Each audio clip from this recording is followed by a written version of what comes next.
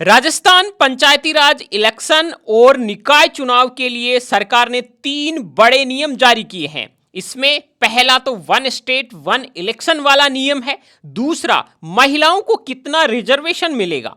तीसरा, निकाय चुनाव में कितना खर्चा कर सकेंगे और प्रचार के लिए जो नियम बनाए गए हैं उन सभी की जानकारी शेयर कर दी गई है। तो सबसे पहले बात करते हैं वन स्टेट वन इलेक्शन की। जी हां दोस्तों, इस बार पंचायती राज और निकाय चुनाव वन स्टेट वन इलेक्शन के तहत होंगे। सीएम भजनलाल शर्मा की अध्यक्षता में कैबिनेट और मंत्री परिषद की बैठक हुई, जिसमें पंचायती राज और निकाय चुनाव से जुड़े कई महत्वपूर्ण फैसले लिए गए। कानून मंत्री जोगाराम पटेल ने बताया कि कैबिनेट ने ओबीसी कमीशन की रिपोर्ट का अनुमोदन किया है। सरकार शुरू से ही वन स्टेट वन इलेक्शन की अवधारणा के पक्ष में रही है। हमने बजट में भी इसकी घोषणा की थी।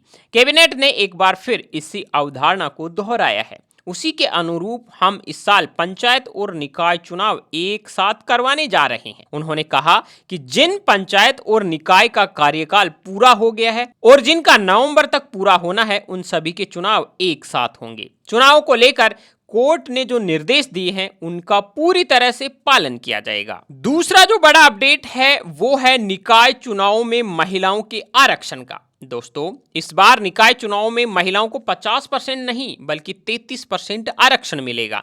वहीं पंचायती राज चुनाव में ये रिजर्वेशन 50% रहेगा। जी हां दोस्तों, प्रदेश में होने वाले शहरी निकायों और पंचायती राज चुनाव में महिलाओं के आरक्षण का अलग अलग प्रतिशत रहने वाला है। शहरी निकाय चुनाव में महिलाओं को 50% नहीं बल्कि 33% ही आरक्षण मिलेगा। वहीं पंचायती राज चुनाव में महिलाओं के लिए 50% आरक्षण रहेगा। कोर्ट के पुराने फैसले की वजह से शहरी निकायों और पंचायती राज संस्थाओं में महिलाओं को अलग अलग आरक्षण मिलेगा। पंचायती राज और शहरी निकाय चुनाव में SC, ST, OBC वर्गों में महिलाओं को आरक्षण उसी हिसाब से दिया जाएगा।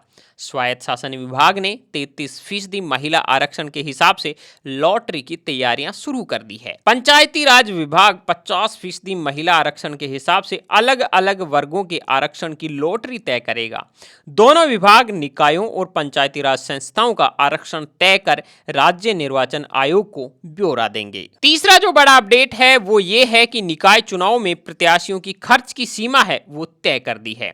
अब 3.5 लाख रुपए तक निगम पार्षद प्रत्याशी हैं वो खर्च कर सकेंगे। जी हां दोस्तों, प्रदेश में आगामी नगरीय निकाय चुनाव यानी नगर निगम, नगर परिषद और नगर पालिका चुनाव में प्रत्याशियों के लिए चुनाव खर्च की सीमा तय कर दी गई है। इसके साथ ही चुनाव लड़ने वाले प्रत्याशियों की गाड़ियां, उनकी संख्या वो भी निर्धारित कर दी गई है। आयोग की ओर से एक गाइडलाइन जारी की गई है जिसके अनुसार मतदान यानी वोटिंग वाले दिन अगर कोई प्रत्याशी गाड़ी का उपयोग करना चाहता है तो उसके लिए अलग से अनुमति होगी। वहीं चुनाव कार्यालय यानी ऑफिस पर लाउड स्पीकर लगाने पर पूरी तरह से प्रतिबंध रहेगा। अब बात करते हैं जो खर्च की लिमिट है वो पहले कितनी थी और अब कितनी है। देखिए, जो नगर निगम में पार्षद का चुनाव लड़ेगा वो अब 3.5 लाख रुपए तक खर्च कर सकता है। इसके अलावा नगर परिषद में जो पार्षद का चुनाव लड़ेगा वो 1.5 लाख, जो पहले सीमा थी उसको बढ़ाकर 2.5 लाख कर दिया है। मतलब नगर निगम में पार्षद का चुनाव लड़ने वाला 2.5 लाख खर्च कर सकता है।